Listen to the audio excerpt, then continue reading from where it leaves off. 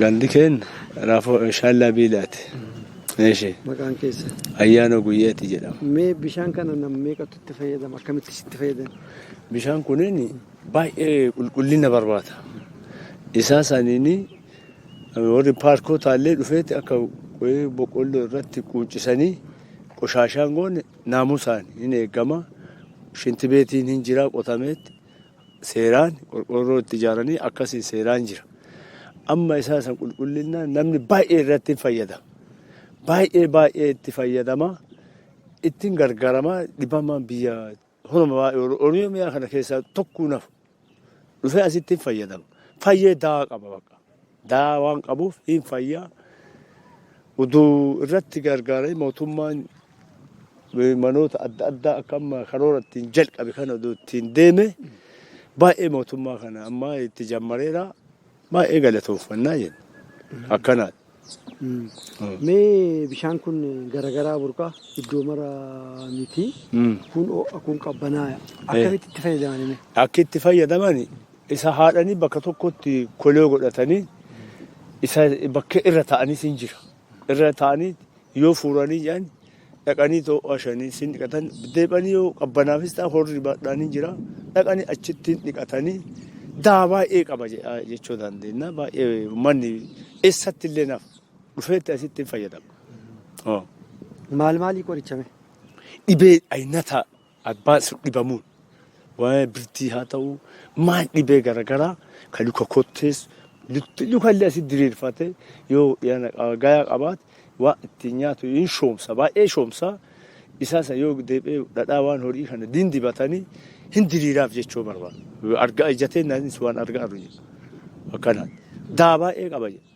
Argineef hin dhiqatanii isaa san deebanii hin danfisanii danfama kana waraabanii sukkaara qixaalii kanatti godhanii hin dhugan. Bakka hin fuura nafti kun. Gaggaa fuudhee jedhe deebanii bishaan hin dhiqatanii bakka isaa sanii.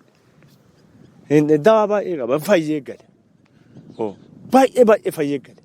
Ka dhibee marfee adda addaatiin hin fayyin asirratti yoo abbaa qulqullina ofii eegee deebi'ee bakka bultii akka amma mootummaan kun ittiin deemee mana ittiin dariiraan ittiin kaa'ee kana dhaqaa achi bulaa waan horii yoo dibatee yoo jedhe hin fayya. Akka duraa akka loonii diidan ciisu namni. Akkanaan. Aarri kun maaliif aara? Fulaa ka jedhamu kanaaf miti fulaa uumaa rabbiiti. Uumaa rabbii waan ta'eef hin aaraa tokkoffaa amma gara afaan horaasanii haayilii kabbaatti achiin bahee amma kun arguullee dandeettan kun gubbaa gaditti bisaan ulfaa ta'utu qara asiin bahu lafa jala deebi'ee achiin baara amma lolaa asitti bakkee isaa san malee hin cufee achiin kutee bahe. Yeroo darbee ifa amma dhooqasan yoo amma laaltanii iyyuu hin dhoowee haga samii kana gahe bisaan sun qara bisaan iddoo baduu ka'ee. Hunni isaa xiqqaatu ka'e amma hunni kabbaatii ta'ee argameera. Akkanaan. Mee akkamitti eeddan isin akkamitti kunuunsitan? Nu amma akka naannaa kanaatitti hin dhiqatanillee namallee waan tokko qoshaashaan tokko biyya kanatti hin argamu hin dhuggamu. Biyya qoshaashaan seentuu mitillee waa'ee maalii qoshaashaa biyya asii ol gara gaaraa kanaatti deemu hin jiru biyya keenya bilisa. Nagaan taa'ee bahee galaa kuuwwanillee nagaan bahee galaa. Waan mootummaan jedhe kana ittiin deemaa hin hordofaa akkaan. Wanti tokko hin jiru qoshaashaan badaan. Amma fakkeenyaaf namni yoo ho'a kana sodaate akkamitti dhiqata? Takkatti maan hidda san keessa seenamoo?